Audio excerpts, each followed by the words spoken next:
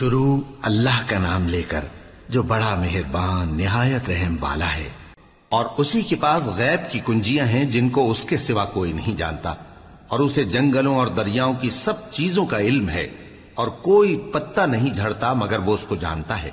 اور زمین کے اندھیروں میں کوئی دانہ اور کوئی ہری یا سوکھی چیز نہیں ہے مگر کتاب روشن میں لکھی ہوئی ہے۔ اور وہی تو ہے جو رات کو سونے کی حالت میں تمہاری روح قبض کر لیتا ہے، اور جو کچھ تم دن میں کرتے ہو اس سے خبر رکھتا ہے، پھر تمہیں دن کو اٹھا دیتا ہے تاکہ یہی سلسلہ جاری رکھ کر زندگی کی مدت معین پوری کر دی جائے، پھر تم سب کو اسی کی طرف لوٹ کر جانا ہے، پھر وہ تم کو تمہارے عمل جو تم کرتے رہتے ہو ایک ایک کر کے بتائے گا، اور وہ اپنے بندوں پر غالب ہے اور تم پر نگہبان مقرر کیے رکھتا ہے، یہاں تک کہ جب تم میں سے کسی کی موت آتی ہے تو ہمارے فرشتے اس کی روح قبض کر لیتے ہیں اور کسی طرح کی کوتاہی نہیں کرتے۔ پھر قیامت کے دن تمام لوگ اپنے مالک برحق اللہ تعالی کے پاس واپس بلائے جائیں گے۔ سن لو کہ حکم اسی کا ہے اور وہ نہایت جلد حساب لینے والا ہے۔ کہو بھلا تم کو جنگلوں اور دریاؤں کے اندھیروں سے کون نکال لاتا ہے جبکہ تم اسے عاجزی سے اور چپ کے پکارتے ہو اور کہتے ہو اگر اللہ ہم کو اس تنگی سے نجات بخشے تو ہم اس کے بہت شکر گزار ہوں۔ کہو کہ اللہ ہی تم کو اس تنگی سے اور ہر سختی سے نجات بخشتا ہے، پھر بھی تم اس کے ساتھ شرک کرتے ہو۔ کہہ دو کہ وہ اس پر بھی قدرت رکھتا ہے کہ تم پر اوپر کی طرف سے یا تمہارے پاؤں کے نیچے سے عذاب بھیجے یا تمہیں فرقہ فرقہ کر دے اور ایک کو دوسرے سے بھڑا کر آپس کی لڑائی کا مزہ چکھا دے۔ دیکھو ہم اپنی آیتوں کو کس کس طرح بیان کرتے ہیں تاکہ یہ لوگ سمجھیں، اور اس قرآن کو تمہاری قوم نے جھٹلایا حالانکہ یہ سراسر حق ہے۔ کہہ دو کہ میں تمہارا داروغہ نہیں ہوں، ہر خبر کے لیے ایک وقت مقرر ہے اور تم کو عنقریب معلوم ہو جائے گا۔ اور جب تم ایسے لوگوں کو دیکھو جو ہماری آیتوں کے بارے میں بےہودہ بکواس کر رہے ہوں تو ان سے الگ ہو جاؤ یہاں تک کہ وہ اور باتوں میں مصروف ہو جائیں، اور اگر یہ بات شیطان تمہیں بھلا دے تو یاد آنے پر ظالم لوگوں کے ساتھ نہ بیٹھے رہو، اور پرہیزگاروں پر ان لوگوں کے حساب کی کچھ بھی جواب دہی نہیں، ہاں نصیحت تاکہ وہ بھی پرہیزگار ہوں۔ اور جن لوگوں نے اپنے دین کو کھیل اور تماشا بنا رکھا ہے اور دنیا کی زندگی نے ان کو دھوکے میں ڈال رکھا ہے ان سے کچھ کام نہ رکھو، ہاں اس قرآن کے ذریعے سے نصیحت کرتے رہو تاکہ قیامت کے دن کوئی اپنے اعمال کی سزا میں ہلاکت میں نہ ڈالا جائے۔ شروع اللہ کا نام لے کر جو بڑا مہربان نہایت رحم والا ہے۔ اور بعض لوگ ایسے ہیں جو اللہ سے التجا کرتے ہیں کہ اے پروردگار ہم کو جو دینا ہے دنیا ہی میں دے دے، اور ایسے لوگوں کا آخرت میں کچھ حصہ نہیں۔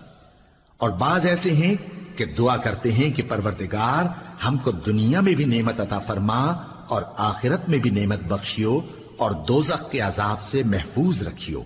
یہی لوگ ہیں جن کے لیے ان کے کاموں کا حصہ یعنی اجر نیک تیار ہے، اور اللہ جلد حساب لینے والا ہے۔ شروع اللہ کا نام لے کر جو بڑا مہربان نہایت رحم والا ہے۔ سو جب انسان کو تکلیف پہنچتی ہے تو ہمیں پکارنے لگتا ہے، پھر جب ہم اس کو اپنی طرف سے نعمت بخشتے ہیں تو کہتا ہے کہ یہ تو مجھے میرے علم و دانش کے سبب ملی ہے، نہیں بلکہ وہ آزمائش ہے، مگر ان میں سے اکثر نہیں جانتے۔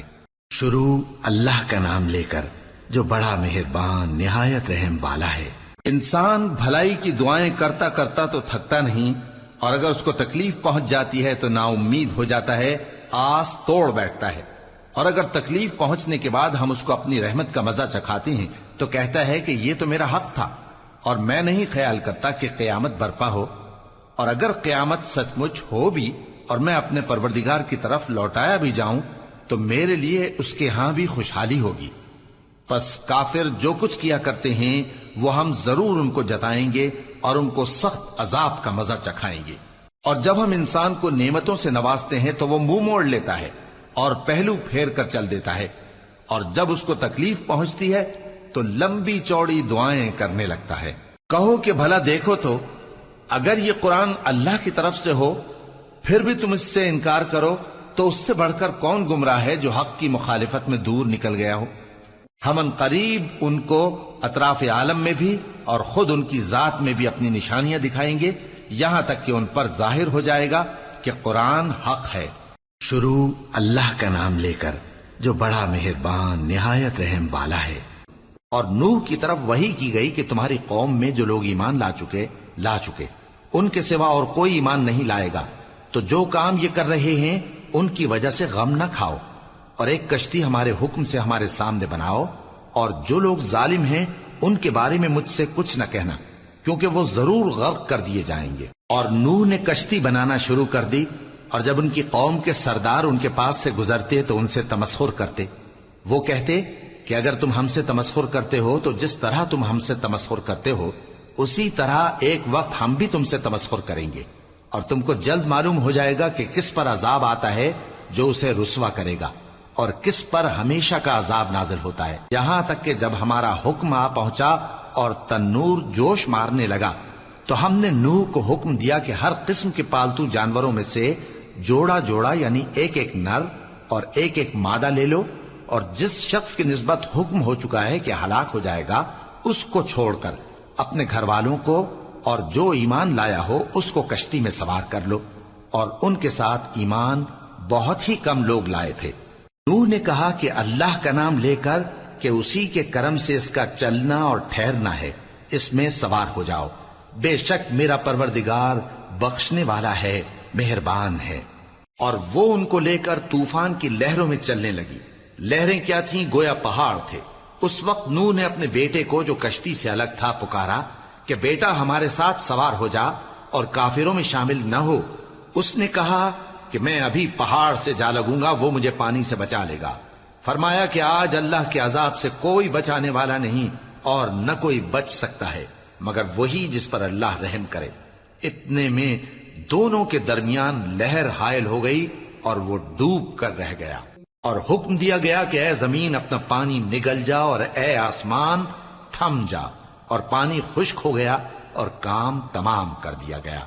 اور کشتی کوہ جودی پر جا ٹھہری، اور کہہ دیا گیا کہ بے انصاف لوگوں پر لعنت۔ اور نوح نے اپنے پروردگار کو پکارا اور کہا کہ پروردگار میرا بیٹا بھی میرے گھر والوں میں ہے، تو اس کو بھی نجات دے، تیرا وعدہ سچا ہے اور تو بہترین حاکم ہے۔ اللہ نے فرمایا کہ اے نوح وہ تیرے گھر والوں میں نہیں ہے، وہ تو سراسر بدعمل ہے، تو جس چیز کی تم کو حقیقت معلوم نہیں اس کے بارے میں مجھ سے درخواست ہی نہ کرو، اور میں تم کو نصیحت کرتا ہوں کہ نادان نہ بنو۔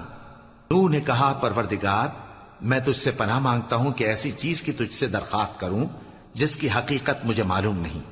اور اگر تو مجھے نہیں بخشے گا اور مجھ پر رحم نہیں فرمائے گا تو میں تباہ ہو جاؤں گا۔ شروع اللہ کا نام لے کر جو بڑا مہربان نہایت رحم والا ہے۔ ان سے کہہ دو کہ قبل اس کے کہ وہ دن جو ٹلے گا نہیں اللہ کی طرف سے آ موجود ہو، اپنے پروردگار کا حکم قبول کر لو۔ اس دن تمہارے لیے نہ کوئی جائے پناہ ہوگی اور نہ تم سے گناہوں کا انکار ہی بن پڑے گا۔ پھر اگر یہ منہ پھیر لیں تو ہم نے تم کو ان پر نگہبان بنا کر نہیں بھیجا، تمہارا کام تو صرف احکام کا پہنچا دینا ہے، اور جب ہم انسان کو اپنی رحمت کا مزہ چکھاتے ہیں تو وہ اس سے خوش ہو جاتا ہے، اور اگر ان کو انہی کے اعمال کے سبب کوئی سختی پہنچتی ہے تو سب احسانوں کو بھول جاتا ہے۔ بے شک انسان بڑا ناشکرا ہے۔ تمام بادشاہت اللہ ہی کی ہے، آسمانوں کی بھی اور زمین کی بھی۔ وہ جو چاہتا ہے پیدا کرتا ہے، جسے چاہتا ہے بیٹیاں عطا کرتا ہے اور جسے چاہتا ہے بیٹے بخشتا ہے، یا ان کو بیٹے اور بیٹیاں دونوں عنایت فرماتا ہے، اور جس کو چاہتا ہے بے اولاد رکھتا ہے۔ وہ تو جاننے والا ہے، قدرت والا ہے،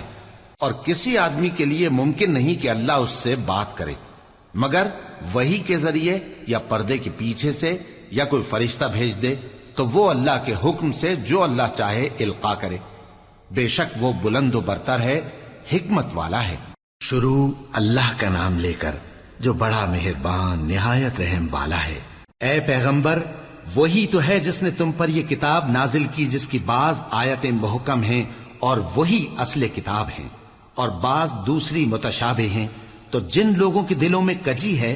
وہ متشابہات کا اتباع کرتے ہیں تاکہ فتنہ برپا کریں اور مراد اصلی کا پتہ لگائیں، حالانکہ مراد اصلی اللہ کے سوا کوئی نہیں جانتا۔ اور جو لوگ علم میں گہری نظر رکھتے ہیں وہ یہ کہتے ہیں کہ ہم ان پر ایمان لائے. یہ سب آیات ہمارے پروردگار کی طرف سے ہیں اور نصیحت تو عقل مند ہی قبول کرتے ہیں. اے پروردگار، جب تو نے ہمیں ہدایت بخشی ہے تو اس کے بعد ہمارے دلوں میں کجی نہ پیدا کر دیجو اور ہمیں اپنے ہاتھ سے رحمت عطا فرما. تو بڑا عطا فرمانے والا ہے.